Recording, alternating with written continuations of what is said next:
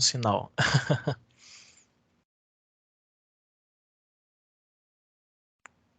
Agora. Bom, então, primeiramente, né, boa tarde a todos. Meu nome é Ramon Gomes da Silva, eu sou aluno do programa de pós-graduação em Engenharia de Produção e Sistemas, aqui da PUC Paraná. E, primeiramente, eu gostaria de agradecer aos professores, né, convidados da banca, ao professor Fernando e ao professor Michel, por aceitarem fazer parte da minha banca de qualificação.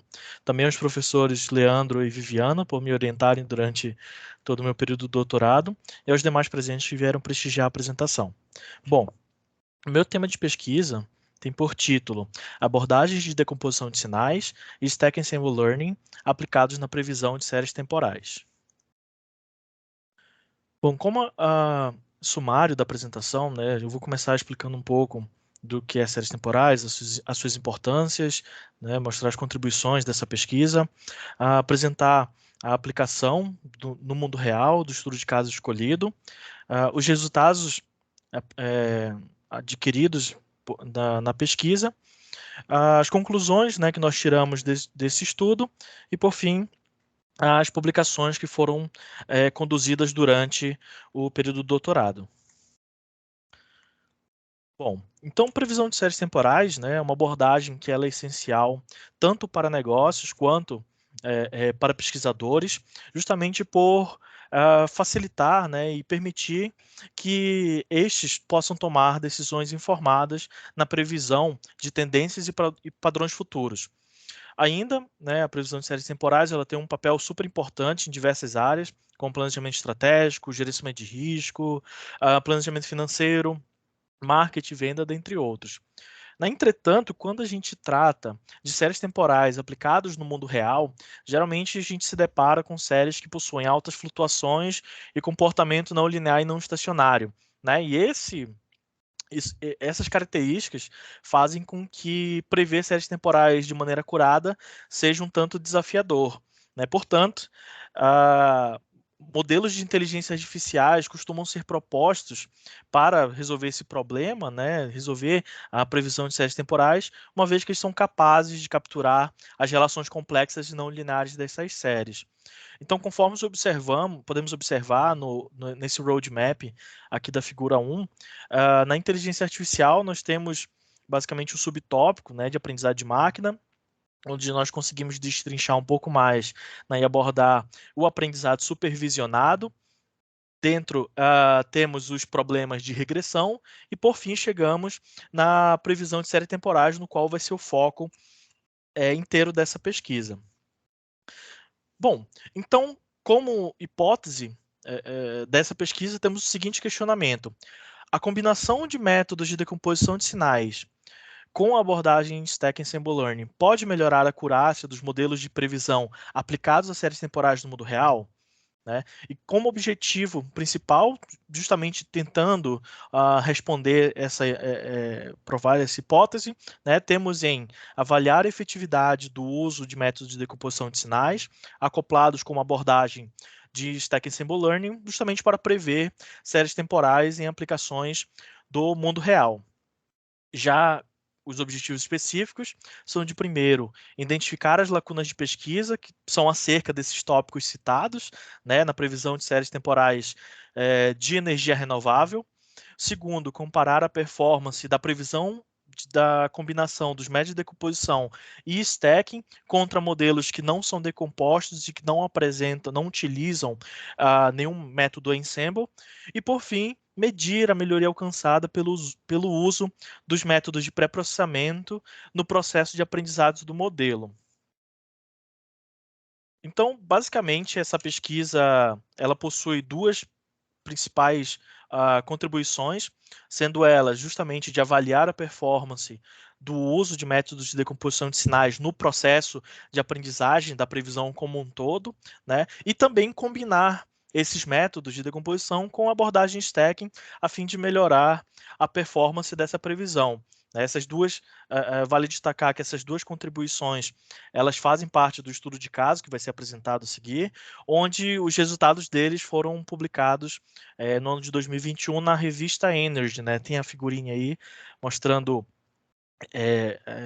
a página principal do artigo e os coautores, né? Então tem por título ali a Novel Decomposition Ensemble Learning Framework for Multi-Step Ahead Wind Energy Forecasting, né? Então foi um trabalho muito legal que nós fizemos na época. Bom, e apresentando de fato, né, esse estudo de caso, ele é baseado, pelo título anterior, né, é baseado numa aplicação de séries temporais em energia renovável, mais especificamente em energia eólica. O objetivo, então, do estudo em si foi de desenvolver um modelo híbrido de decomposição e ensemble learning que pudesse prever a geração de energia eólica numa janela de 10 a 30 minutos à frente, né? Então, como norteador dessa pesquisa, nós temos três principais questões. Então, primeiro seria se as abordagens de decomposição de sinal elas podem melhorar a performance da previsão da geração de energia eólica. Segundo, qual seria a melhoria alcançada pelo uso da abordagem stacking e a decomposição de sinais comparados aos modelos mais simples, né, os modelos não decompostos. E por último, se métodos de pré-processamento aplicados a séries temporais elas podem melhorar a performance da estratégia de decomposição e ensemble learning. Então, basicamente, essas três questões que vão guiar o desenvolvimento desse estudo. O dataset utilizado nesse estudo, então, refere-se à geração de energia eólica, que foi coletado, né, num espaço de tempo a cada 10 minutos. Né? Esses dados foram coletados a partir de uma turbina em uma fazenda eólica localizada em Parazinho, no estado do Rio Grande do Norte. E, basicamente, temos três datasets que se referem, né, aos meses de agosto, setembro e outubro de 2017. Então, o experimento ele consiste em treinar e prever os últimos 7 dias de cada um desses datasets, utilizando, né, o próprio dado histórico, como já é de praxe ser feito em séries temporais, mais ainda 7 variáveis exógenas referentes à turbina eólica. Para o treinamento foi utilizada a estratégia de previsão recursiva e validação cruzada de 5 folds para evitar para avaliar se o modelo pode ou não apresentar, né, overfitting ou underfitting. E os hiperparâmetros de todos os modelos apresentados, eles foram ajustados utilizando o algoritmo de grid search. Bom, então para o framework, né, que foi proposto, foi utilizado o método de decomposição que é o CMD, que é o Complete Ensemble Empirical Mode Decomposition, que nada mais é que uma evolução do método já mais famoso, né, que é o Empirical Mode Decomposition, o EMD. Então esse método ele decompôs cada uma das séries em 6 componentes, sendo 5 IMFs, que seriam Intrinsic Mode Functions, e uma componente residual. Para o treinamento, foram utilizados 5 algoritmos diferentes, né, sendo eles o KNN, o PLS, o READ e o SVR, que esses 4 primeiros foram utilizados na primeira camada do modelo Stack, né, como modelos base, e o Kubish como metamodelo dessa estratégia. Os modelos, então, foram treinados utilizando, né, essa abordagem stacking, que justamente, como eu citei, né, trabalha em 2 camadas, né, dos modelos base e depois os modelos meta. Ainda foram utilizados 3 técnicas de pré-processamento, sendo elas a transformação de Box-Cox, foi feita uma avaliação, né, uma análise de matriz de correlação, sendo o coeficiente de Pearson, né, utilizado para fazer esses filtros, e a análise de componentes principais, né, o PCA. E para avaliar esses modelos, foram utilizados, então, o erro médio absoluto, o MAI, o erro percentual médio absoluto, que é o MAP, e a raiz do erro médio quadrático, que é o RMSE. Como teste de hipótese, foi utilizado o teste de Diebold-Mariano. E aqui na figura, né, nós podemos observar como as séries foram decompostas pelo CMD, né? Então nós temos ali agosto, setembro e outubro, né? E cada uma das séries decompostas apresentadas por cada uma das colunas. Então, basicamente, esse seria o desenho, né, do framework proposto. Então, começamos com o dataset, onde ele é dividido entre a saída dele e as variáveis de entrada, né, os seus inputs. A saída da série, então, ela passa pela fase de decomposição, onde ela vai ser decomposta pelo CMD e gerada, né, as 6 componentes comentadas. Depois, cada componente ela é treinada pelos 4 modelos base, usando junto, né, as variáveis de entrada da série. E as predições de cada uma dessas componentes elas são agrupadas entre si, justamente para serem reconstruídas, né? Apenas fazendo uma soma básica ali dos seus valores. Então, com isso, a gente consegue gerar 4 predições diferentes, sendo uma do CMD KNN, o CMD PLS, o CMD READ e o CMD SVR. E essas 4 predições formam esse novo conjunto, né? Que é pré-processado pelos 3 métodos e treinado, por fim, pelo Kubish, né, na última camada do nosso ensemble. Por fim, conseguimos então gerar 3 diferentes predições, que seriam os 3 modelos propostos, que é o CMD Box-Cox Stack, o CMD Correlação Stack e o CMD PCA Stack, que por fim vão ser avaliados, né, pelos critérios de performance, tanto, né, e também pelo teste de hipótese. Como resultados encontrados, né, a gente primeiro consegue comparar os 3 modelos propostos. Então podemos perceber que os resultados eles variam de acordo com a previsão, né, obviamente com a previsão o horizonte de previsão, perdão. E a gente pode perceber, né, que para os modelos com uma menor janela, como por exemplo para 10 e 20 minutos, os modelos de Box-Cox e correlação eles possuem uma performance muito parecida. Em alguns desses casos, a métrica é basicamente a mesma, enquanto que para o horizonte de maior janela, né, ou seja, para 30 minutos, o modelo PCA ele se destaca entre eles. Né? Mas analisando, né, apenas o MAP, a gente tem esse cenário, né? A gente tem que eles são muito parecidos.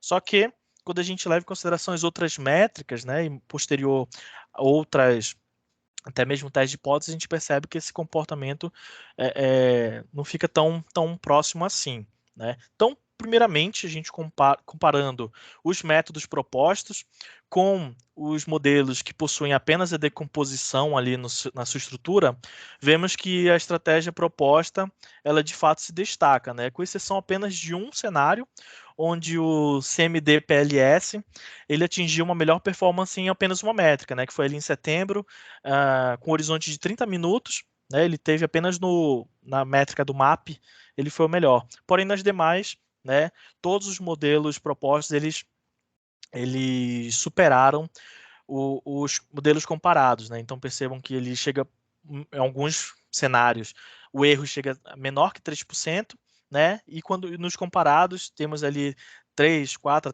chega até 10% de erro.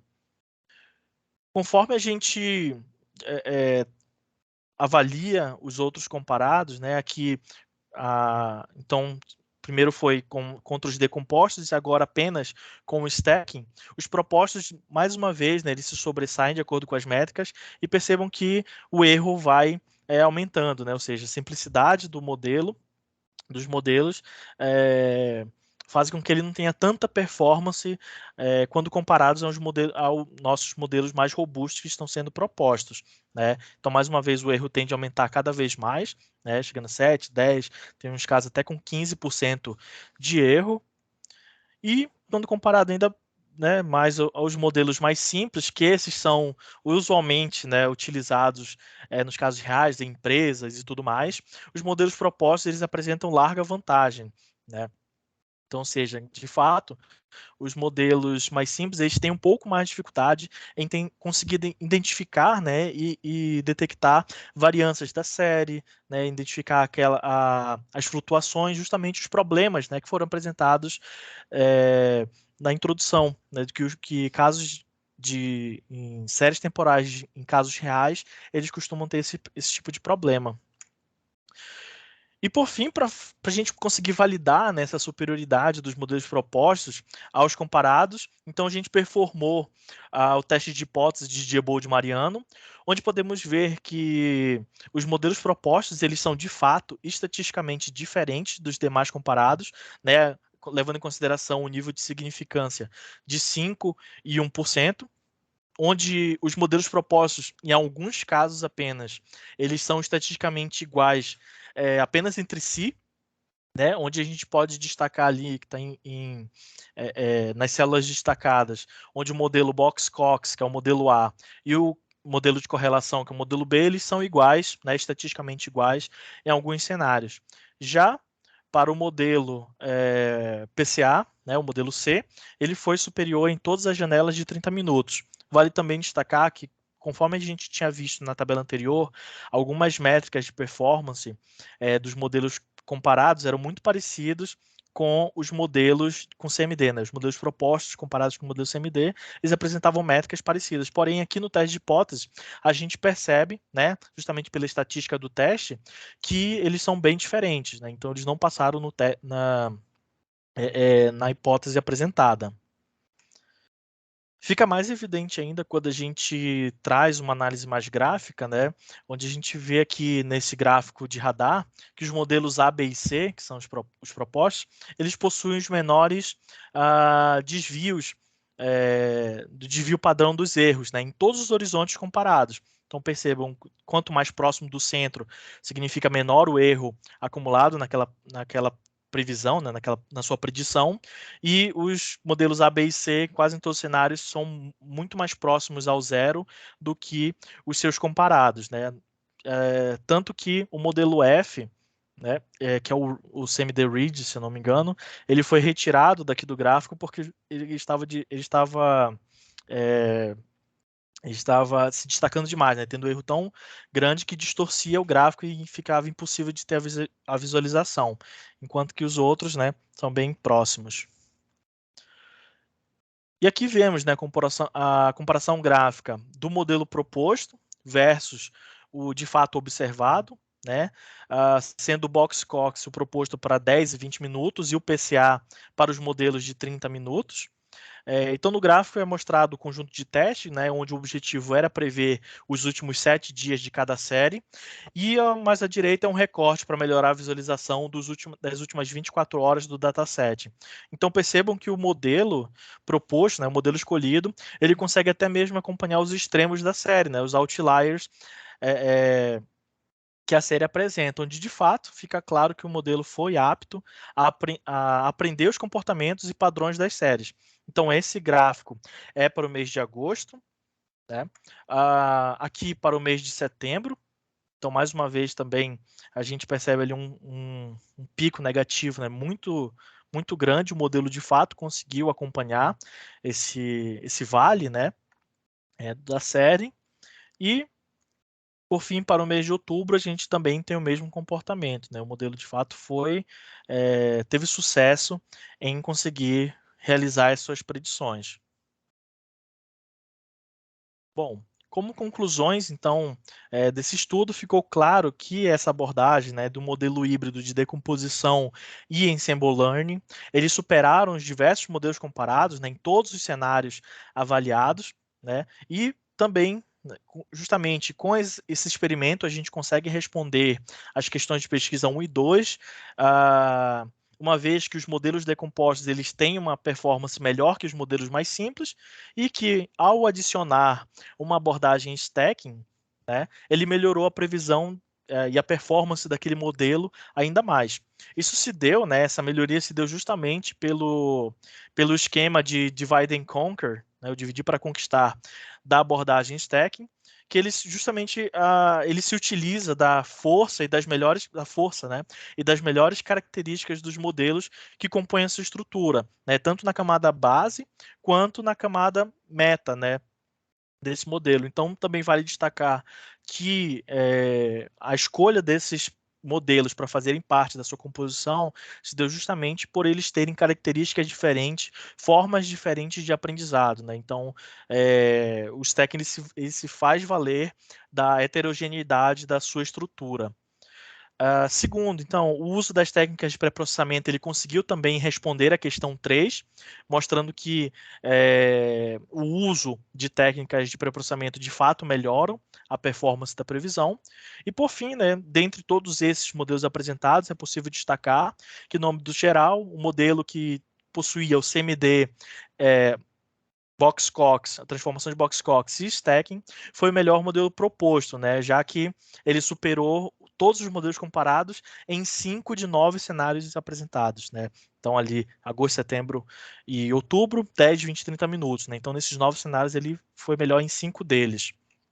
Então vale destacar esse modelo.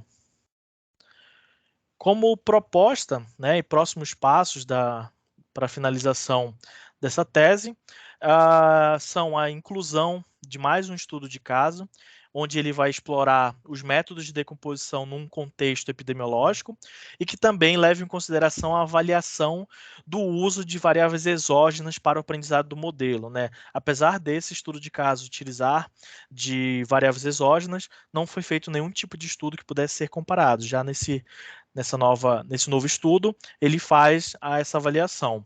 E, por fim, um terceiro estudo de caso, que ele propõe uma estratégia de decomposição multi-estágio, né? Então, mais de uma técnica de decomposição fazendo o tratamento de uma série que possui muitas flutuações. E também, além de fazer essa proposição de uma decomposição multi-estágio, também acoplar a abordagem stacking, também no mesmo estilo que foi feito nesse trabalho. Por sinal, vai destacar também que foi feito num contexto de energia eólica. Então, com esses 3 estudos de casos, né, em mãos, a intenção é de mostrar a evolução da hibridização, começando, né, mostrando desde a abordagem mais simples dos modelos sem muito tratamento, passando pelo uso dos métodos de decomposição, utilizando a abordagem stacking e depois até chegar no modelo mais robusto, no modelo mais complexo que possui multidecomposições e ensemble de modelos na sua estrutura. Bom, então, como cronograma, eu tentei apresentar aqui todo o desenvolvimento durante o período do meu doutorado, desde março de 2019 até a data presente, mostrando os trabalhos, quando foi publicado, né, e trabalhado cada um dos artigos que a gente publicou, apenas como primeiro autor, né, nesse caso, e para o futuro temos o desenvolvimento de mais de 2 artigos, um para periódico. A intenção é submeter ao Journal of Hydrology, que é um journal bem conceituado, nível Q1, e um outro que já foi submetido ele já foi submetido ao ICANN, que é um congresso da I3E, que atualmente a gente está esperando o resultado dele. E por fim, para a defesa da tese final, é planejado que ocorra no final de junho, no final não, mas no mês de junho. As publicações, então, que foram realizadas no meu período de doutorado, né? Então, considerando os artigos publicados em periódicos, totalizaram 8, né? 8 papers. Majoritariamente são publicações em periódicos de nível Q1. Eu não lembro se todos são de fato Q1, mas a maior parte são. Para artigos publicados, né, em congressos e conferências, foram um total de 16. Eles foram publicados, né, cada um deles foi escolhido, são congressos nacionais e internacionais que foram escolhidos justamente pela sua relevância na área, né? Então, percebo, desde 2019, a gente vem fazendo publicações recorrentes, né, até agora no período de passando pelo 2020, 2021 e até o período de 2023, né? Houve um paper. Teve também uma publicação de um capítulo de livro pela Springer, né, onde houve um convite, a gente realizou essa publicação, que aborda o estudo de ensemble também, só que no contexto da predição do Covid utilizando variáveis exógenas. É um trabalho bem legal que a gente desenvolveu. Por fim, temos uma publicação em um texto de uma revista nacional de divulgação científica, que é publicada anualmente pelo Instituto Nacional de Sistemas de Informação e Decisão, que é o INSID. E, por fim, em 2022, agora no finalzinho, em novembro, recebi o prêmio de melhor artigo no Congresso Internacional de Pesquisa em Produção, que é o ICPR, que nesta edição ela foi organizada por aqui mesmo pela UTF-PR, se eu não me engano, no campus de Pato Branco. Então essas são as referências, né, que foram utilizadas apenas nessa apresentação. E eu gostaria de agradecer mais uma vez a atenção de todos e eu fico aqui disponível a responder qualquer dúvida que tiverem. Muito obrigado. Então, muito obrigado pela apresentação, Ramon. Está conseguindo me ouvir? Ouço sim, Leandro. Tá, então, só para você saber, deu 25 minutos de apresentação, né? Mais ou menos como a gente tinha previsto. Então, obrigado pela apresentação. E seguindo o critério de distância, que é o clássico, hoje está fácil, né? Me determinar. E, então, eu agradeço o Fernando pelo tempo dele, né? Disponibilidade de participar da banca. E daí, então, passo a palavra para o Fernando. Sinta-se à vontade, Fernando. Bom, estão me ouvindo? Perfeito, estamos ouvindo. Bom, então quero agradecer aí o Leandro e o Ramon pelo convite. É um prazer estar aqui.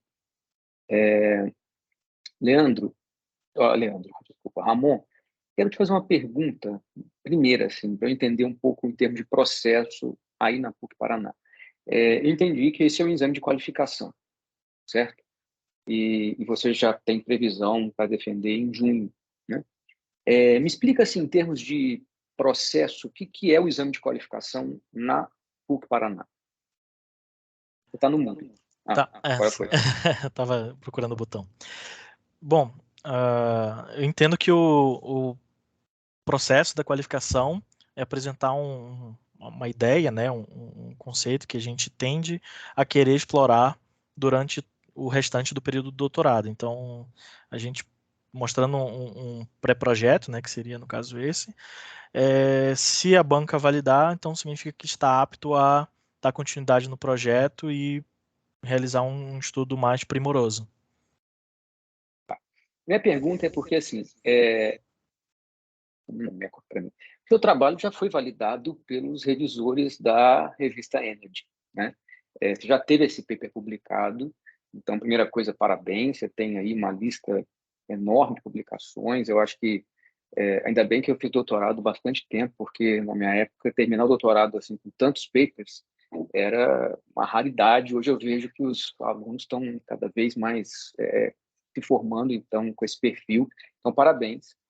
Eu vou falar algumas coisas do seu trabalho, cara, assim, mais relacionadas ao que eventualmente pode vir pela frente, tá? Porque, para mim, o seu trabalho já foi avaliado pelos pares externos, que você, inclusive, nem sabe quem são, né, os revisores da Energy. Eu já publiquei alguns artigos na Energy, sei que como processo pode ser bastante doloroso em termos de revisões e pedidos, etc. Então, eu acho que, e especificamente, eu fico muito feliz, inclusive, de estar aqui, porque eu sou da área de séries temporais e muito da área de séries temporais na área de energia, né? Então, Legal. tenho publicações recentes, basicamente nessa área. Então, fico feliz de estar aqui. E, de cara, te dou os parabéns, assim, porque eu acho que os nossos comentários vão ser mais para, eventualmente, direcionar um pouco o futuro, tá? Então, perguntei da qualificação, porque geralmente a qualificação é exatamente o que você falou, um pré-projeto, alguma coisa que vai direcionar o futuro. Nesse caso, o artigo que você decidiu apresentar aqui, ele já está publicado, né? Então, na verdade, a sua tese vai ser um compilado de artigos. Eu entendi que 3 deles já foram publicados, né, naquela primeira revista que tem daquela causa, alguma coisa. Isso, perfeito. Caos sólidos e fractais. Isso, e o da Energy, e tem mais um no Journal of Hydrology, cuja aplicação é com dados para água, né? Uhum. Bom, então, dito isso, uma vez que seu trabalho já está bastante validado, eu vou te devolver Fernando, depois. posso só fazer uma correção? O terceiro estudo de caso também já foi publicado.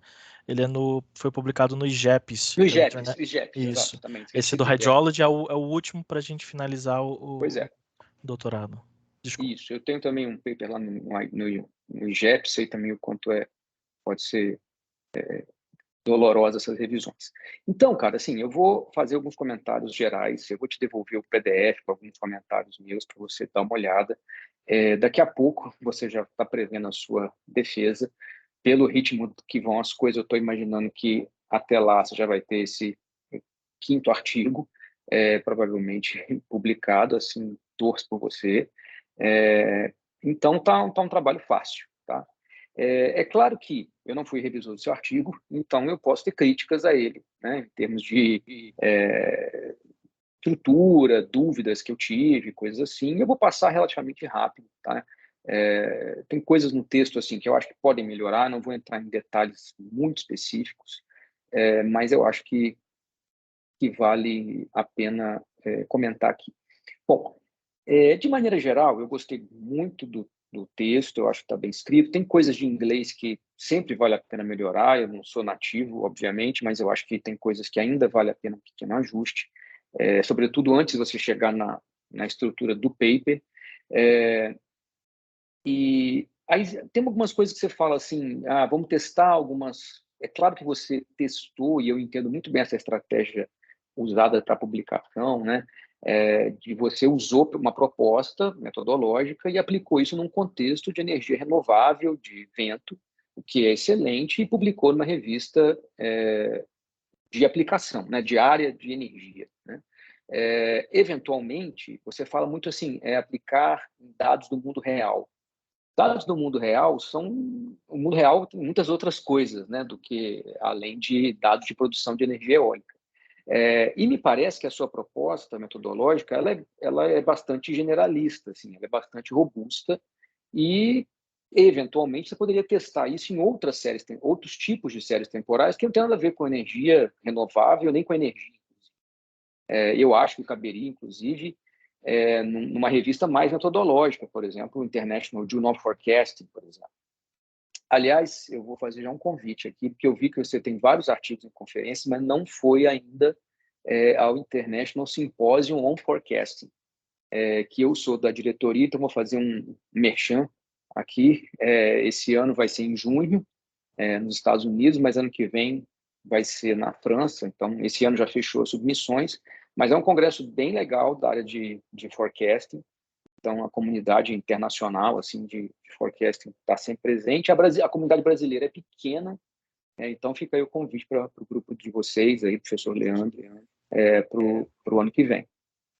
Então já feito esse merchan lá do International Institute of Forecasting, vou seguindo dizendo em relação, você fala muito sobre isso, aplicação em dados do mundo real, mas eu acho que aqui a aplicação é bastante específica, quando você fala que o método vale para o mundo real, dados do mundo real, aqui vale para a aplicação que você testou, né? Se você tivesse testado em outros contextos, eu acho que essa afirmação tinha mais peso. Eu acho que no texto da tese, veja bem, você tem os seus artigos publicados, a sua tese vai ser um compilado desses artigos, mas eu acho que para o texto da tese você pode fazer alguns ajustes assim, particularizando as aplicações que você fez, né? Então, de fato, esse método pode funcionar para diversas outras situações. Funcionou bem para essa base, né? E talvez você tenha, inclusive, testado para outras, mas não é o que está aqui para a gente analisar hoje. Bom, tem várias coisas que eu riscaria aqui, que eu colocaria, mas isso eu vou te devolver depois. Vou caminhar um pouco. Pessoalmente, tá, Ramon? Eu faria um pouco diferente em termos de estrutura. Logo depois da introdução vem um theoretical background, né? Não sei, eu pessoalmente, isso é claro que é uma decisão sua, para os seus orientadores, preferiria ver assim um estado da arte da área com esses modelos de stacking, bagging, boost, etc., como um capítulo 2 para depois vir a fundamentação teórica das técnicas que você usou. E eu gostei muito, inclusive, quando eu fui... Porque o capítulo 2, na verdade, é alguma coisa que está conhecida na literatura, né? Não tem nada de novo ali. Você explica o que é um KNN, você explica o que é um PLS, coisas assim que já estão conhecidas na literatura. Principalmente, o que faz sentido explicar mais são os métodos de stacking, ensemble, né? Porque é o coração da sua proposta. Você fala dos métodos de decomposição, e aí eu vou fazer um comentário sobre isso lá na frente. As técnicas de pré-processamento, E falam teste de hipótese, assim, bastante, que eu acho que não precisava tanto. Tá, e aí vem o capítulo 3, que é de fato o estado da arte, né? A Related Works. Eu vi que no seu artigo, eu procurei o seu artigo também lá na END, eu vi que tem essa tabelinha, eu gostei dessa tabela, mas eu não entendi, por exemplo, por que que só aparecem artigos a partir de 2018. Não ficou muito claro, assim, nesse levantamento que você fez, em termos de regarding wind energy forecasting using hybrid forecasting approach. Quer dizer que antes de 2018 não teve nada usando previsão de geração eólica com métodos híbridos? Essa é uma pergunta. Ah, tá. Bom, a ideia, na real, como você mesmo comentou, né, toda a estrutura da tese, né, da qualificação, inclusive da tese, foram extraídas diretamente dos papers publicados. E a intenção não chegou a ser uma revisão sistemática da literatura, Não, com né? certeza não. E daí o foco foi tentar pegar o que tinha de mais relevante na época, né? Por isso começa em 2018 e vai até o ano que foi publicado, 2021, se eu não me engano.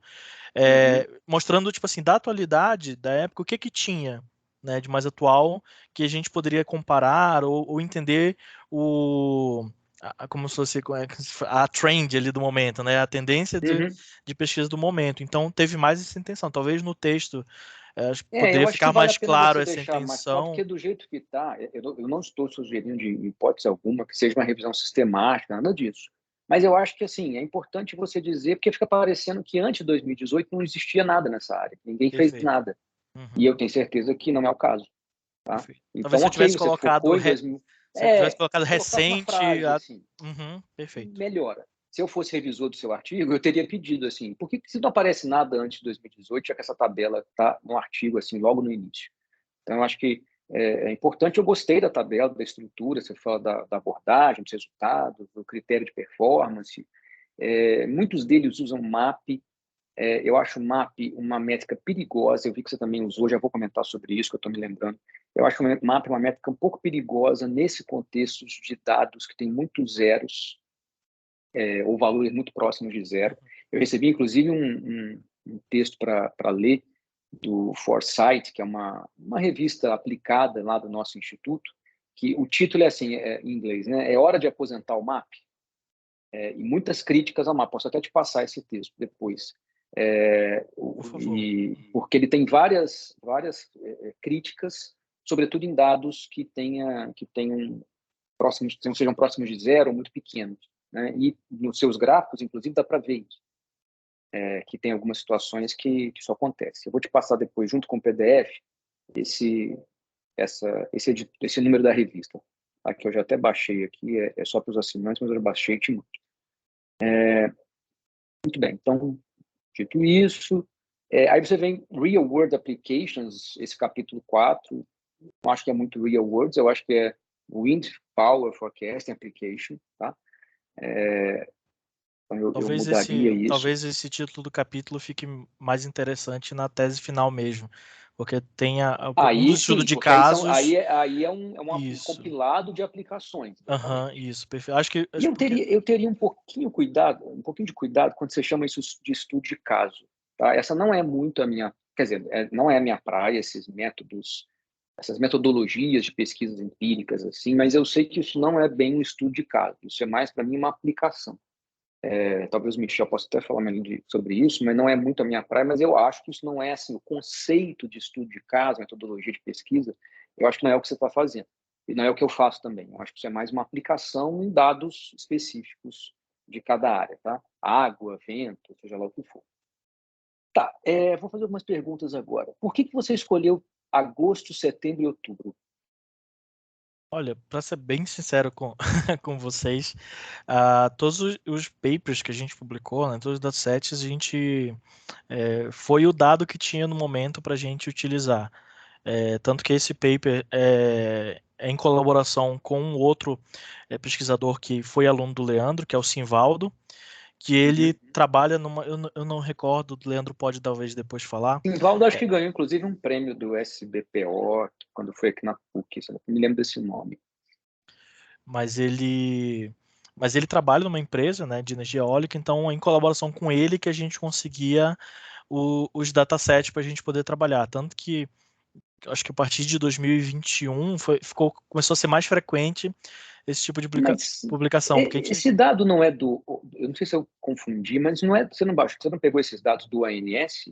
Não. Não, eu comento da ANS na introdução, que ela é uma referência da área Tá. para... Eu achei que você tinha baixado do ANS. Não, foi dado da empresa privada lá dele, tanto que tá acho que se não me engano esse paper tá nos agradecimentos lá Tá. por ele ter disponibilizado os dados para a gente poder utilizar. Tá. É porque você fala sobre os meses, aí você fala alguma coisa assim, lá já na página 27. Escolheu agosto, setembro, outubro de 2017, ok. Terá duas razões para ter escolhido esses dados. Mais dados permitem que os modelos aprendam, ok. Cada mês tem as suas características climáticas específicas, ok. Até aí, ok, mas se fosse na minha visão, agora eu estou entendendo uma questão de disponibilidade de dados e tal, mas a sua justificativa eu esperaria encontrar assim, então vou pegar, sei lá, um janeirão, que é um verão, já que tem dados no Nordeste, vou pegar, sei lá, junho, e vou pegar setembro, por exemplo. Já que é para escolher 3 meses, por algum motivo, e vou pegar 3 situações bem diferentes, assim, um verão, um inverno, que não é muito inverno, mas, enfim, uma estação diferente e um outro intermediário, por exemplo. Eu teria pensado mais por aí, se eu tivesse assim revendo o seu texto, eu perguntaria isso, entendeu? Por que 3 meses seguidos, assim? Tudo bem, é uma questão de disponibilidade, já está publicado, mas eu acho que vale a justificativa que aparece, acho que não está bem claro. Eu acho que poderia ter um terceiro ponto, que é a disponibilidade de dados. Colocar como uma limitação que a pesquisa teve, foi perfeito. Eu acho que sim. Tá? Para texto da tese, eu acho que sim.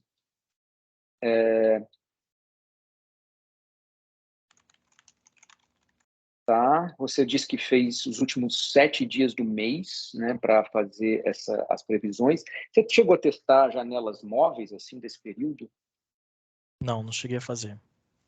Eu acho que isso é uma coisa que eu tenho visto muito trabalho usando isso, né, quando faz previsão, sobretudo de dados de alta frequência. Esse período de 7 dias, às vezes você move isso, né? Em vez de ser 7, 5 dias, 3 dias, você vai movendo essa janela de previsão, o histórico e a previsão, para ver como é que isso se Tá. comporta. Não, se nesse sentido foi feito, mas não foi colocado no... Foi mais na parte do... foi feito na hora da experimentação, mas não foi documentado isso. A gente chegou a fazer percentualmente, a gente chegou a fazer, utiliza 30% da base, depois 25%, 10%. Só que aí a gente chegou num valor de 7 dias para ter uma semana. Uma semana que teria uma Física. interpretabilidade melhor. Uhum. Eu acho que vale comentar essas coisas depois na tese, Uhum. mesmo que não esteja no artigo.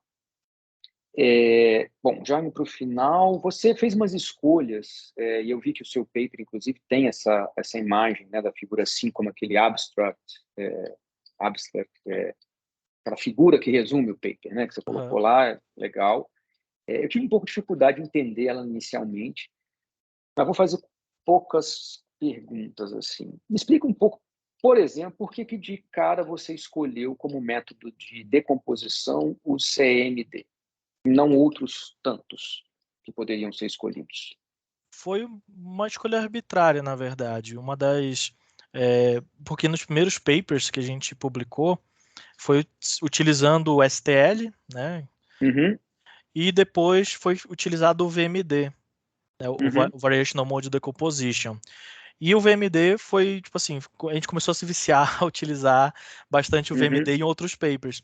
E no momento que a gente começou a desenvolver esse paper, foi uma sugestão do Leandro. Cara, tenta utilizar outras abordagens. E daí a gente avaliando, viu que o CMD tinha poucas utilizações. Não me recordo se era uma técnica relativamente nova, mas a gente verificou não tinham muitas. E daí a gente viu a oportunidade de, vamos tentar aplicar um modelo mais diferente do que está sendo utilizado na literatura e tanto pela gente próprio, né? E Uhum. daí a gente utilizou ele. Chegamos a pensar no EMD, no EMD e no Uhum. EEMD, e daí a gente descobriu esse CMD, tanto que depois, acho que, eu não lembro se tem um outro paper que a gente utilizou ainda a evolução dele, que é o CMDAN, que é Tá, com Adaptative Noise, alguma coisa assim do tipo. Mas foi tá. assim, foi de maneira arbitrária, assim, meio que pensando de chamar a atenção dos revisores da revista, Uhum. tudo mais, sabe? De não fazer algo É, muito batido, porque assim. embora a sua tese vai estar como um compilado de papers, né? Eu acho que assim existem algumas fases que eu estou entendendo que dentro da sua hipnotização que são padrão. Por exemplo, a decomposição dos dados, né? E aí a decomposição dos dados tem várias possibilidades. Você usou nesse caso aqui esse algoritmo, usou em outras situações outros. Eu acho que talvez seja o caso de você, para a estrutura final da tese, que não vai ser assim grampear 5 papers, você dá uma ideia dessas etapas. Por exemplo, a etapa de decomposição. O que existe e poderia ser utilizado? O que a gente utilizou? Tem uma técnica que eu já usei muito aqui, que chama SSA, não sei se você já ouviu falar, que é Sim, Single Spectrum Analysis. aham, Ela poderia ter sido usada também. Será que ia sim. mudar muito os resultados? Será que dificultaria muito em termos de tempo de processamento? Se, Acho que pe- só se- comentar essas coisas aham. é válido. Se permitir um spoiler no Você está usando terceiro, SSA? aham, o SSA junto com o VMD para fazer Ah, essa legal. decomposição multi-estágio. Ah, legal. Então, espero ver isso. Se eu estiver na banca final, espero ver isso lá. É, Deixa eu caminhar aqui. Bom, então você já explicou especificamente sobre isso. Eu faria essa pergunta para outras etapas. Eu acho que meu comentário vale também, tá? E acho que a sua resposta vai ser análoga, então meu comentário vale também. Deixa eu fazer uma pergunta agora mais em relação ao framework. Pode ser uma pergunta meio idiota, assim, mas vou fazer. Então, que O que isso. acontece com o resíduo? Você decompõe lá em vários IMFs, 5 IMFs, e vai trabalhando com eles ao longo do processo, certo? Uhum, perfeito. E o resíduo? O, Porque lá no bagging, por exemplo, o resíduo tem uma finalidade. Quando a gente usa bagging, né, eu fiz bastante coisa com bagging, o resíduo tem uma finalidade lá naquele contexto. O que você faz com esse resíduo que sobra, literalmente, aqui da decomposição? o resíduo, nesse contexto, ele é utilizado como uma componente normal. A gente optou por destacar, chamar de 5MFs e o resíduo, mais por conta da literatura da própria técnica, que ele Mas faz a ele decomposição. entra quando ele entra lá na fase dos dados decompostos, no base learn level 0, ele entra como uma componente? Ele entra como uma componente. São as 6 componentes são preditas e são treinadas e preditas para gerar a composição final. Olha, eu não sei se eu posso ter comido mosca, talvez tenha, mas isso para mim não ficou claro. Para mim eram 5 IMFs e o resíduo, por isso que eu fiz essa pergunta, eu até marquei no Aham. texto. O que acontece com o resíduo? Some assim, fica para o passado? Não foi Não sei se eu utilizado. entendi mal, mas eu fico com essa dúvida. Aham. Depois Então, talvez valha na só metodologia, dar eu vou uma. tentar destacar É, mais isso. Uhum. tá. Bom, já estou caminhando para o final, já gostei dos gráficos, tá? Esse gráfico como chama esse gráfico de radar, achei que ficou bacana, gostei. As previsões, fiquei bastante impressionado assim com a qualidade das previsões fora da amostra nas próximas 24 horas. Tem alguns comentários aqui para você ver, mas acho que não preciso fazer agora. E, bom, estou satisfeito, amor. Obrigado pelo convite novamente, obrigado, Leandro. Eu que agradeço, Parabéns pessoal. pelo Obrigado. seu progresso aí desde 2019, passou aí anos de pandemia no doutorado e conseguiu aí com seus colegas ainda publicar muito, né? Não tem só papers da sua tese, mas muitas colaborações aí. Então, parabéns, fico feliz de estar aqui, espero poder ver o resultado final aí na banca. Obrigado. Bom, obrigado, gente. Obrigado, Leandro. A pandemia foi um percalço mesmo no meio do meu percurso aí. Então, Fernando, muito obrigado por todas as colocações, tá?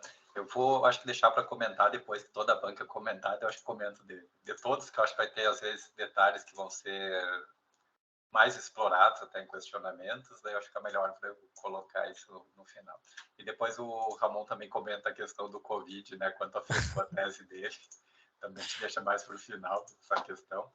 E fico feliz aí com a colaboração e prazer, né, em te conhecer, né, Fernando, já que o meu contato era mais o Reinaldo, né, na PUC-Rio, e daí eu já tinha visto que você trabalhava bastante em previsão. Eu disse, não, vamos convidar alguém que a gente não conhece, né, para participar da banca, até para aumentar o networking, né, e até a possibilidade de colaborações futuras. Muito bom, agradeço. Eu assisti a banca a defesa do Matheus, o Reinaldo na época me passou o convite, depois acho que interagi com ele algumas vezes, então já conhecia muito o seu trabalho aí. Obrigado, viu? Tá, eu que agradeço. E passo então a palavra para o Michel. Michel, obrigado aí pelo teu tempo também. Fique à vontade.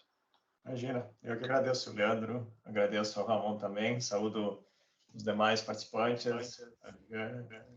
E estou ouvindo um eco, talvez, Ramon, tu coloca o teu número. Eu acho que agora parou, legal.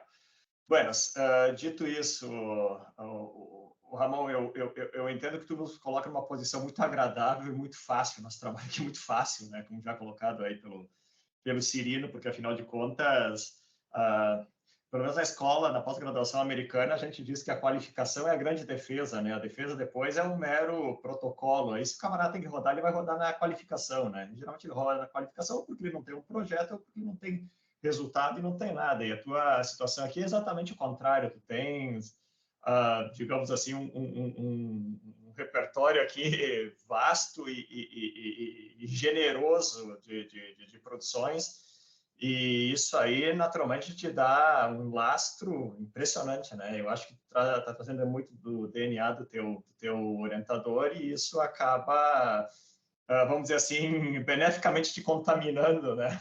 Já que está nessa pegada do Covid, inclusive. Então, eu acho que isso aí se justifica muito e assim, esse é um ponto muito importante nessa produção do material. Ela não só testa a tua capacidade, não só o material é importante em si, mas o conhecimento e a forma de fazer pesquisa. Isso, naturalmente, vocês fazem de forma exemplar. Então, eu já coloco aqui eu poderia até assinar a ata de aprovação hoje, de defesa, se fosse o caso, estaria feliz e estaria tranquilo, tá? Dito isso, cara, o que mais queria colocar?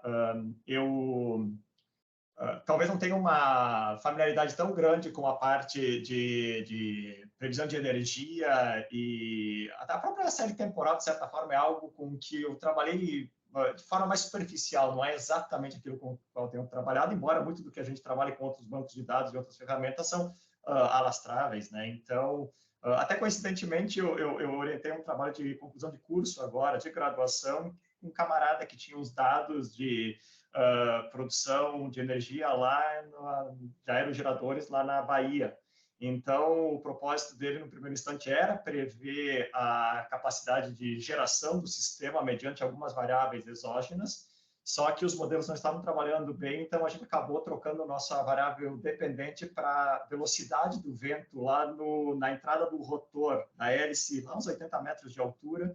E aí ele tinha lá um conjunto, se eu não estou equivocado, de umas 10 variáveis exógenas que cobriam umidade, vento no nível do solo, temperatura, ângulo de vento e por aí vai, tá?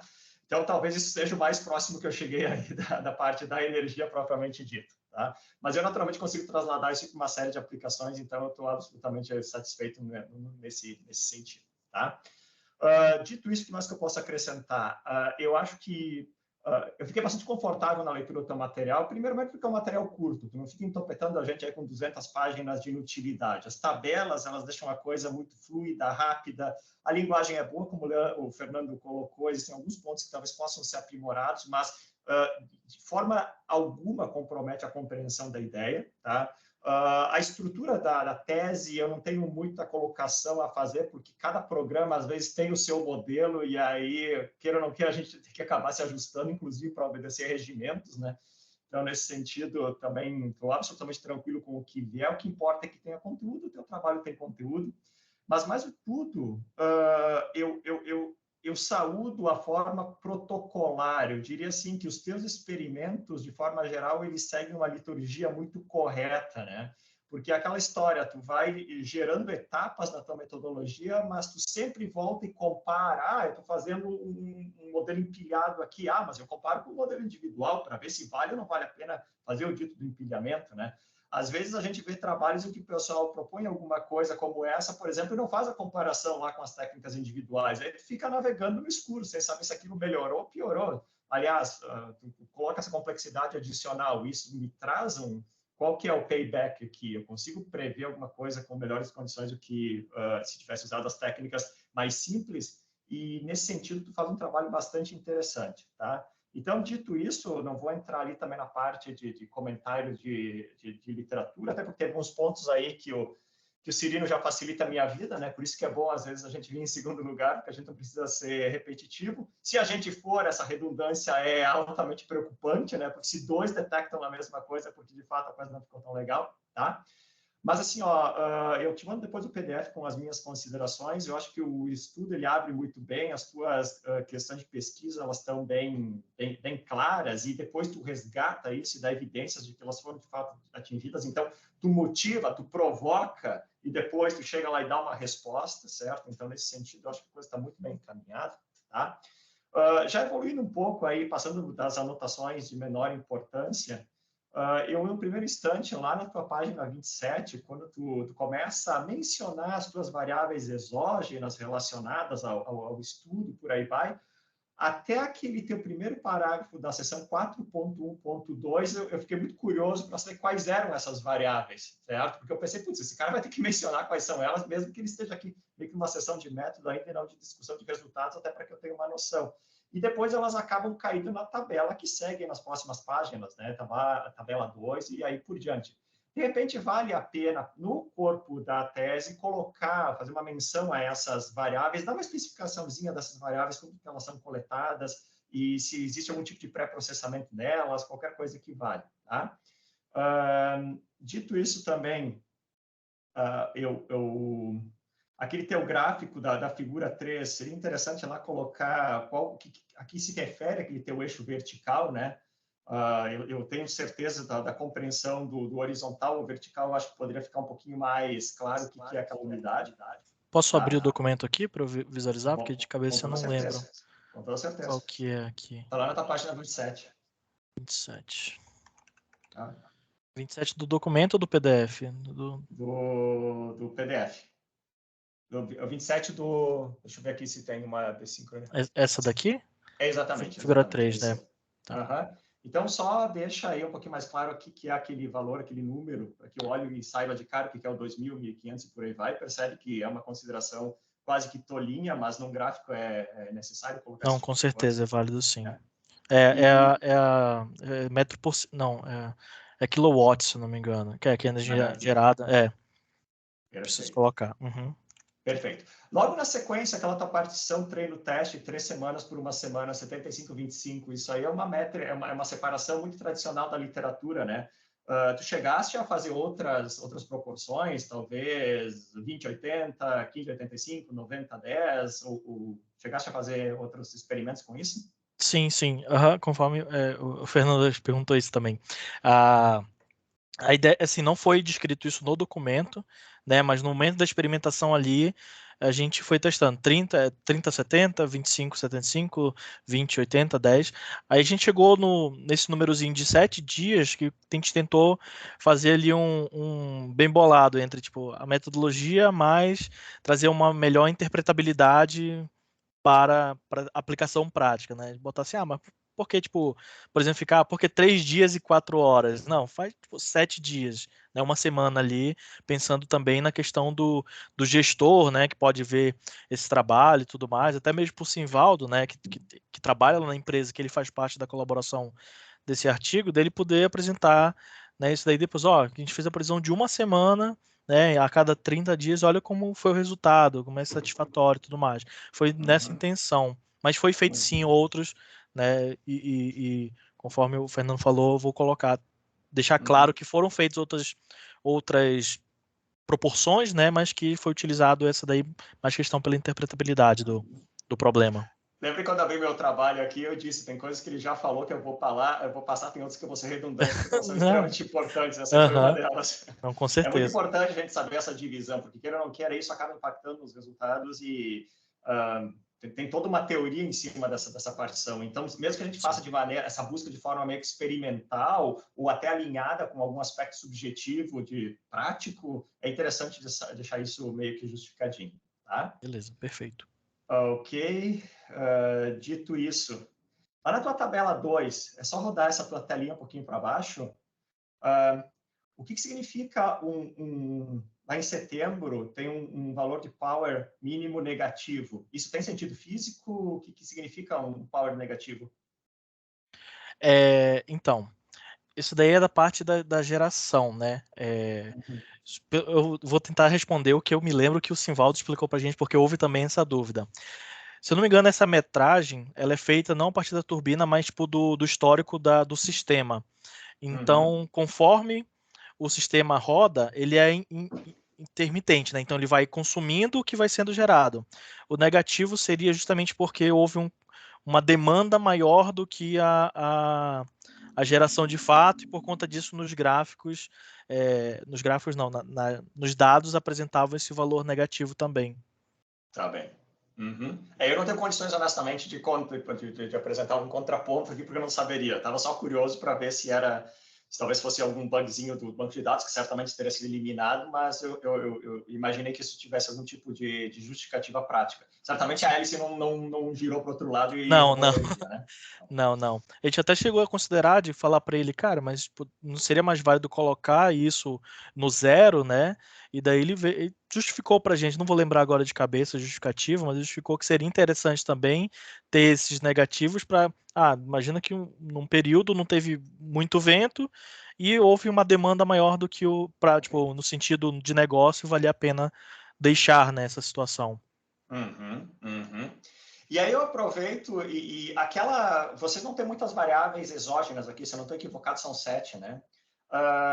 De repente é interessante, vocês até fazem lá no pré-processamento do Zoom PCA, correlação e por aí vai, e dá para spot as mais importantes. Mas, de repente, dependendo da plateia que vocês querem atender, talvez valesse a pena, isso poderia se tornar talvez um artigo aí, dando um pouco mais de substância no negócio, de utilizar algumas abordagens mais estruturadas de seleção de variáveis, mesmo que num sistema onde tu tem um número limitado. Tem gente que às vezes diz, não, a gente começa a selecionar variáveis quando tem lá 100, 200, 300 variáveis, mas dependendo do cenário, às vezes ter 7 variáveis e tu ter a possibilidade de não coletar 3 delas sem perda de capacidade preditiva é bastante interessante, porque isso simplifica o processo, deixa o modelo mais leve, talvez até barateie o processo de coleta. Então, eu acho que sempre vale a pena dar uma olhadinha nessas criaturas, porque certamente tem gente aí que não contribui tanto. Sim. Tá? Então, acho que valeria a pena, talvez, dar uma pensada nisso. Não só olhando assim, tipo, vamos tirar isso aqui porque tem o menor peso lá no PCA ou coisa que vale, mas usar uma técnica mais estruturada da literatura. Tá? Deixa eu ver o que mais aqui. Na parte lá, já estou na página agora na 31, descendo um pouquinho mais nessa, quando tu lista as tuas técnicas de predição lá, o teu KNN, o teu PLS, o WIT, o SVR, são técnicas robustas, são bastante saudadas pela literatura. Vocês não ficaram tentados a utilizar outras dessas técnicas que estão mais na moda agora, tipo Extreme Gradient Boosting ou Random Forest, esse tipo de técnica, vocês não chegaram a testar? Não chegamos a testar. Assim, talvez tenha sido uma falha talvez de própria programação ou de estrutura ali, mas quando a gente utilizava o XGBoost na nossa aplicação, a gente fez todo esse experimento, por sinal, foi feito em R, né? Para séries temporais, o XGBoost ele acabava overfitando demais. Mesmo a gente fazendo diversos tratamentos e tudo mais, ele acabou não sendo satisfatório para a gente naquele momento. E daí a gente meio que tentou optar pelos mais clássicos, né? Também pensando na parte da simplicidade, para poder fazer a aplicação, no caso, né, uma possível aplicação final. Mas também muito desses modelos foram baseados num estudo também que o Fernando comentou do Matheus, né, que foi meu colaborador ali, a gente se colaborou durante o doutorado inteiro, que ele chegou a fazer um paper onde ele avaliou estatisticamente quais seriam os ganhos de se utilizar tais métodos na primeira camada e tais métodos na segunda. E daí ele identificou que, tipo, modelos mais simples, que não são tão fortes, a gente pode chamar até que meio burros, eles são melhores do que se eu colocar, tipo, botar o XGBoost, botar o LSTM, botar muita força, ele acaba tendo problemas de juntar todos esses caras. E daí a gente optou por modelos que são, obviamente, bons, né, funcionam, mas não são ali o top do top, porque daí ele não acaba colaborando tanto pro Ensemble como um todo, né? Ele acaba tomando muito o protagonismo dentro do conjunto Ensemble. Uhum. Não, eu estou plenamente alinhado com essa tua explicação e fico bastante feliz em ver isso, porque às vezes é um ponto de crítica que eu tenho em relação aos meus alunos, porque o pessoal vai lá e pega a técnica da moda, aquilo que eventualmente está batendo ranking em determinada competição. Sim. E às vezes são técnicas muito caixa preta. A gente olha aquele troço e fica imaginando o que está acontecendo lá dentro. Interpretabilidade zero. Sim. Não consegue, sabe, se a coisa dá bem, deu bem, mas se deu mal, por que deu mal? O que está acontecendo? O que está acontecendo dentro desse negócio? Então, eu sou um ferrenho defensor da correção, da utilização correta das técnicas mais simples. Porque, sim, às vezes, tu tem mais ganhos, isso aí eu falo com alguma propriedade por experimentos já realizados, tem mais ganhos se tu devotar um pouco de trabalho no pré-processamento dos dados e depois jogar uma técnica mais simples, que é muito mais estável, que é muito mais interpretável, por aí vai, do que pegar os dados aqui crus, jogar dentro da técnica e a técnica que se vire. Porque aí, queira ou não queira, tipo, ela até tenta fazer alguma coisa, mas aí há todo o risco de ocorrência, que seja aí overfitting, coisa que valha, sem capacidade de generalização, um problema. E outro ponto que me agrada a escolha dessas suas técnicas é que, se tu reparar, elas estão apoiadas em princípios muito distintos, né? O KNN é uma medição de distâncias, o PLS é uma combinação linear, o READ é uma de regulamentação, né? Regularização, que a gente diz, de apertar os coeficientes. O SVR é por planos. Então, eu acho bastante interessante e saudável quando se utiliza técnicas de diferentes princípios e aí se junta, porque aí sim justifica aquele ponto que tu mesmo coloca. A gente tenta valorizar os pontos fortes de cada uma das estratégias, né? Então, esse aí... Porque se tu simplesmente pegasse, eu vou juntar aqui árvore de decisão com random forest com gradient boosting. Cara, todas partes do mesmo princípio. Então, ali tu já está correndo uma redundância tremenda, né? Isso. Então, esse é um ponto que eu queria saudar como muito positivo, a meu ver. Eu gosto dessas técnicas e te parabenizo pelo uso delas. Tá? Nesse mesmo trabalho que eu comentei, né? Ele fez um teste estatístico, não sei, vou dizer provando, mas ele fez um teste estatístico de hipóteses que mostrou que quanto maior a heterogeneidade principalmente da camada básica, né? Melhor é o ensemble, principalmente no stacking.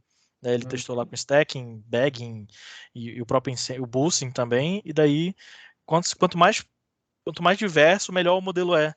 Né? Justamente porque um trabalha com essa parte, daí pega uma característica, o outro trabalha com outra parte e pega uma segunda característica que o primeiro no modelo não conseguiu. E daí o stacking se valoriza disso, né? De conseguir pegar a força, né? Entre aspas, de cada um desses modelos. Bem legal. É uma solução de compromisso, né? Ela acaba buscando justamente os pontos... Que é muito usado também lá no próprio forecast, quando a gente faz combinação das próprias predições deles, né? As predições quantitativas, tu não pega um único modelo e junta as predições deles.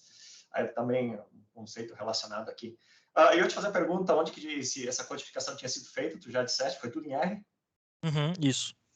Tá. Dependendo da plateia e dependendo até de um paper mais metodológico, seria interessante, e se tu especialmente trabalhar com outros bancos de dados para validar tuas proposições, seria interessante colocar também detalhes de tempo de processamento. Não sei se é uma coisa muito significativa, mas tem um pessoal aí que, dependendo do tipo de periódico, adora saber quanto tempo processou e por aí vai, né? Assim, questão de tempo de processamento, a gente fica muito limitado, assim, a gente optou não por colocar, por não ser um trabalho de otimização, né? Essa abordagem realmente é muito comum, mas quando a gente coloca num contexto, vou otimizar tal modelo, vou utilizar uma técnica de otimização, e daí eles utilizam como um dos artifícios, né, uma das justificativas, ele foi bom porque além de ser bom, ele é rápido, né? Mas aí como a gente não tinha um computador, digamos assim, teoricamente bom, então acho que ficaria, tipo, muito tempo e não seria tão útil para... nesse contexto em específico, claro, né, dessas aplicações. Em contextos de seleção de variáveis, onde tu tem, às vezes, muita variável, trabalha com, por exemplo, infravermelho, por aí vai, mesmo heurísticas, não estou falando de otimização, heurísticas, elas podem ser extremamente demoradas. Então, naquele contexto, fora de otimização, também valeria a pena. Que não é teu caso, porque, afinal de contas, uma seleção de variáveis aqui, 7 variáveis, tu pode fazer todas as combinações e o troço faria em segundos, né? E, não em segundos, mas talvez não demoraria tanto bem tempo. Rápido. Isso.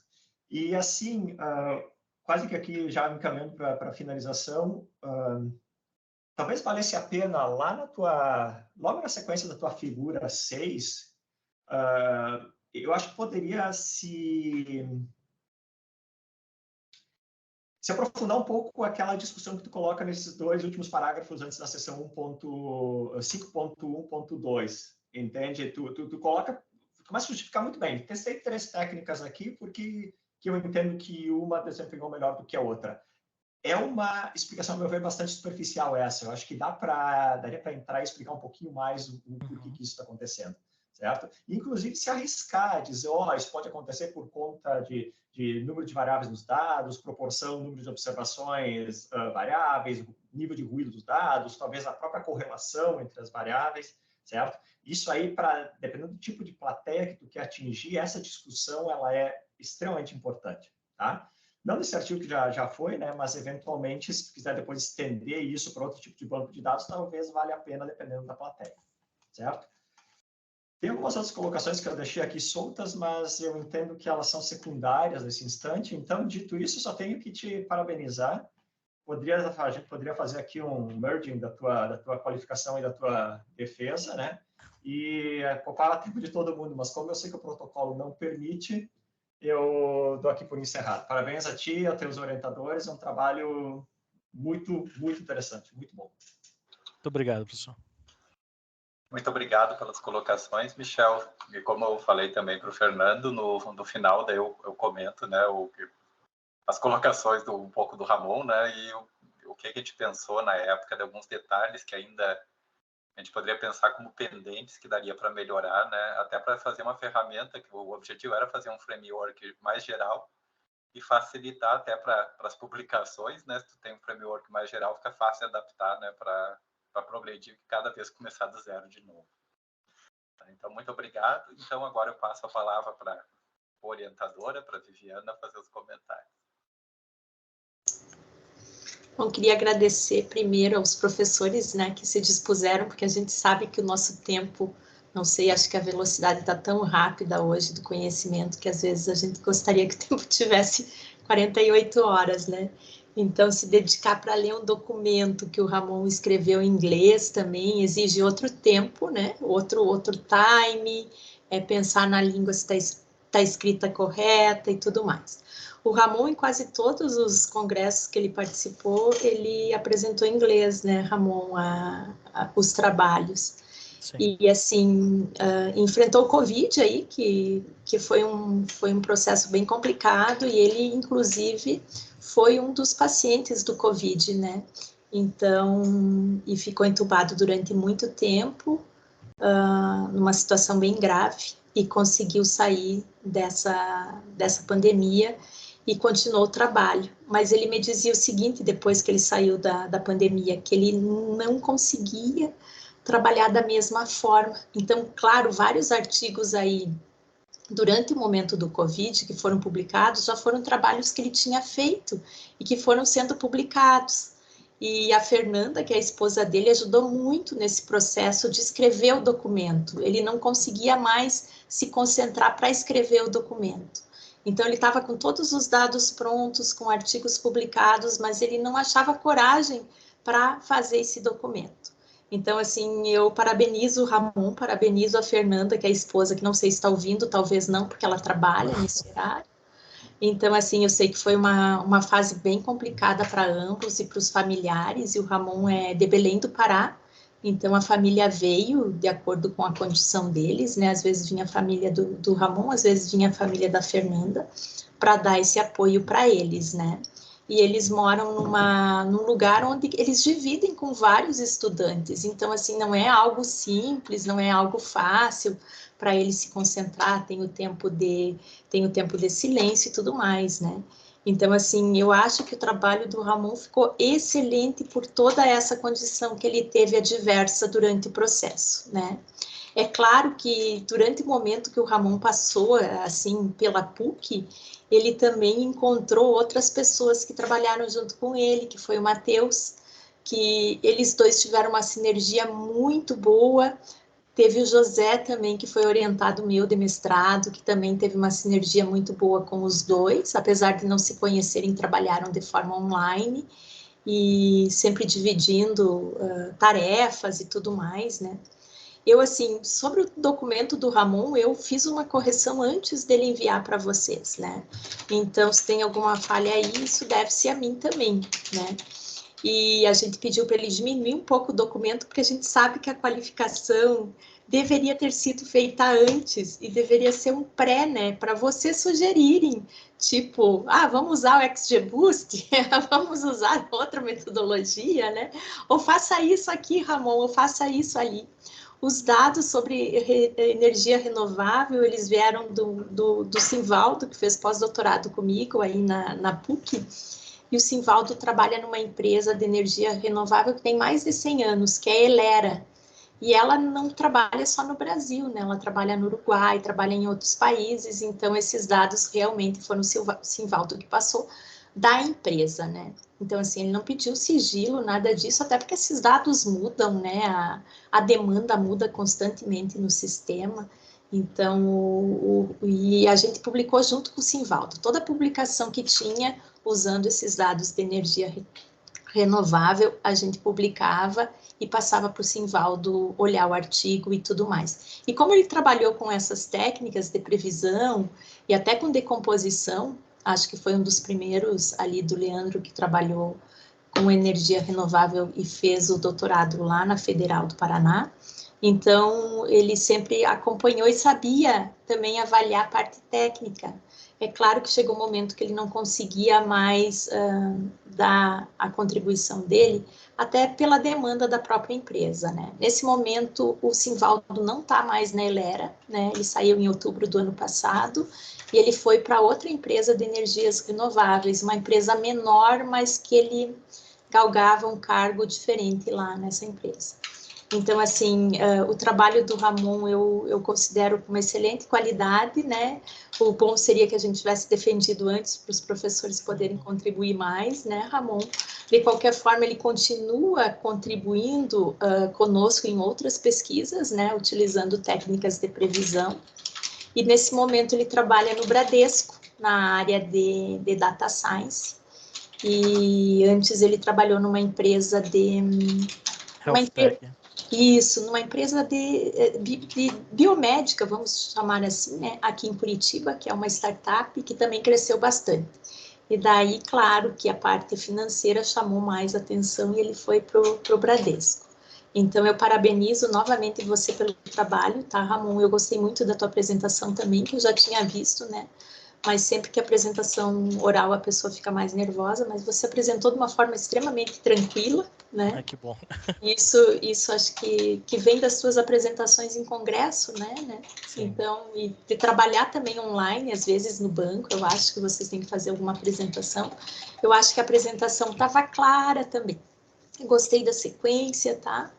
Então, o que vem agora é finalizar no sentido de colocar o outro estudo de caso, né? E caso você tenha interesse de continuar trabalhando conosco, né, sempre existe a possibilidade de conseguir uma bolsa de pós-doutorado mais à frente, né, Ramon, você sabe disso, né? E geralmente a bolsa de pós-doutorado é para tentar que a pessoa se fixe em alguma universidade, alguma coisa assim, mas não obrigatoriamente tenha só esse cunho, né? Então, existe essa possibilidade também, tá? Então, agradeço novamente os os dois professores que eu acho que não conhecia pessoalmente, né? Acho que não, posso ter encontrado em algum congresso, né? E realmente esse congresso, acho que o Simvaldo ganhou o prêmio, acho que é o mesmo Simvaldo que o professor está pensando, tá? Até porque o nome Simvaldo não é qualquer um que tenha, né? Sim, foi quando a gente organizou o SBPO na PUC em 2018. Aham.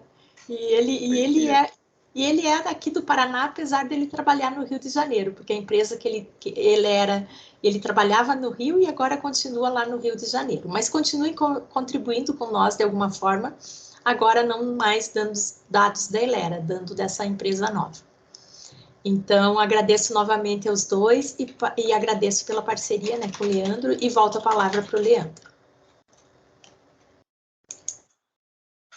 Então, obrigado pelas colocações, Viviana, e também ressalto isso da dificuldade do Ramon finalizar o trabalho devido ao Covid, mas foi o que foi possível, né, Ramon? Quer dizer, a gente pretendia defender bem antes essa qualificação para ter uma contribuição de direcionamento da banca, daí a banca fica mais, como se diz, sem muitas opções de colocar um trabalho de longo prazo, né, para testar. Né? Mas obrigado por todas as colocações, Fernando e Michel. Então, um pouco do que foi comentado ali, do SSA, que o Fernando comentou, era o trabalho que o Simvaldo publicou, esse que eu coloquei no chat. Então, esse foi ali quando ele estava, acho que no meio do doutorado, ali 2018, quase terminando já.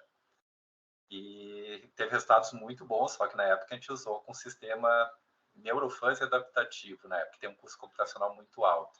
Então, certamente, com uma técnica mais robusta, com um custo computacional mais baixo, pode ser que a hibridização com VMD, com outras técnicas de decomposição que o Ramon utilizou, a gente consiga algo mais interessante, mas acabou não sendo o foco.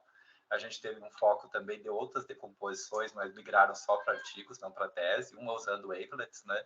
Então, a decomposição de transformada empírica de wavelet normalmente tem umas características bem interessantes, que ela pega algumas características de entropia que essas outras não pegam. Então, até algumas aplicações no varejo que a gente utilizou, ela superou todas essas outras aí que a gente utilizou. Então, ali do Michel, ele comentou da questão da combinação das técnicas, quer dizer, o nosso foco foi o heterogêneo, pensando nisso, né? Cada um enxerga o problema sobre uma ótica, e daí quando se faz um comitê, elas tendem a ser mais assertivas. A gente testou o XGBoost, o Random Forest, tem as Tratriz, etc. Só que, como o Ramon comentou, eles geralmente não overfitting, porque já são modelos, entre aspas, fortes, né? Então, a gente tentou pegar aqui modelos fracos, que é a filosofia dos ensembles, né? E a questão é que ainda poderia ter sido feito um trabalho de análise de correlação entre as previsões para a gente escolher, olha, esse aqui não entra porque tem uma correlação altíssima com a outra técnica, para que eu vou sobrepor a mesma coisa, né? Então, daria também para ser explorado. E um nicho que certamente o Fernando deve estar explorando, e todos de previsão exploram, é fazer a melhor composição entre previsão recursiva e previsão direta, né? Que tem umas variantes que você melhora bastante o desempenho, porque a recursiva o erro é acumulado, e a direta já vai direto no ponto. Então, tem vários trabalhos aí, principalmente o Hindman, né, e seus orientados, lá da Austrália, que tentam fazer essas composições. Acho que foi o Taeb que trabalhou com ele, que fez essas variantes. Então, aí acho que ainda tem muito campo aí, acho que para ser explorado. Então, eu agradeço mais uma vez a disponibilidade de vocês, tá? E temos achado um horário em comum. E prazer ter encontrado de novo, Michel, e prazer em encontrar o Fernando pela primeira vez, tá? Então, muito obrigado pelas colocações. Eu anotei todas aqui, apesar de estar sendo gravado, para passar para o Ramon. Então, agora eu passo para a plateia, se alguém quer fazer algum comentário na nossa plateia remota.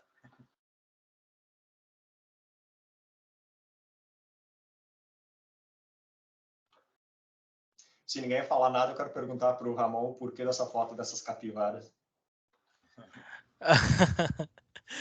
É uma piada bem interna daqui do grupo. Eu acho que surgiu logo quando eu entrei no doutorado, tinha um aluno, era do Leandro, que era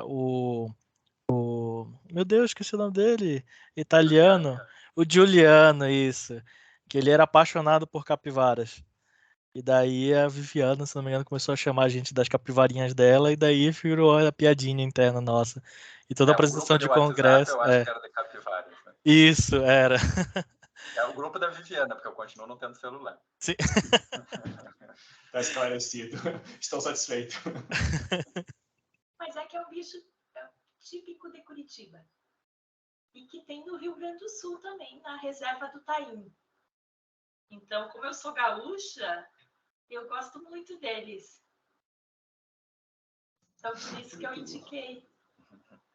Legal, eu pensei tem alguma conotação aí bem peculiar esse bicho tá aí.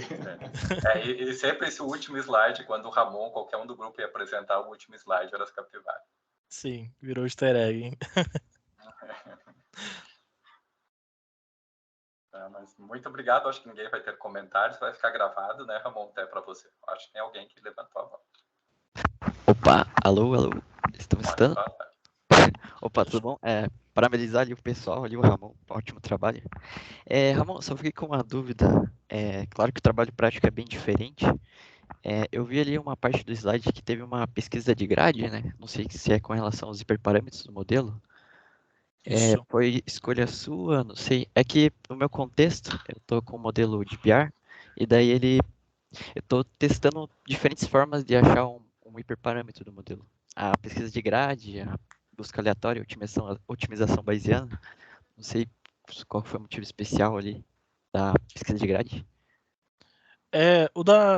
Do Grid Search, né, foi puramente por ser uma estratégia, acho que mais simples ali. A gente não quis abordar muito, tentar colocar uma otimização. Em outros trabalhos a gente abordou, né, que estava sendo liderado pelo Matheus, a gente teve um foco de utilizar a otimização, mas essa busca foi puramente por ser uma técnica bem simples. E daí que não tomava tanto tempo também de processamento, né, que também já era uma técnica que dentro do pacote que a gente já utilizava, ele já vinha por padrão e a gente optou por nem desligar ela.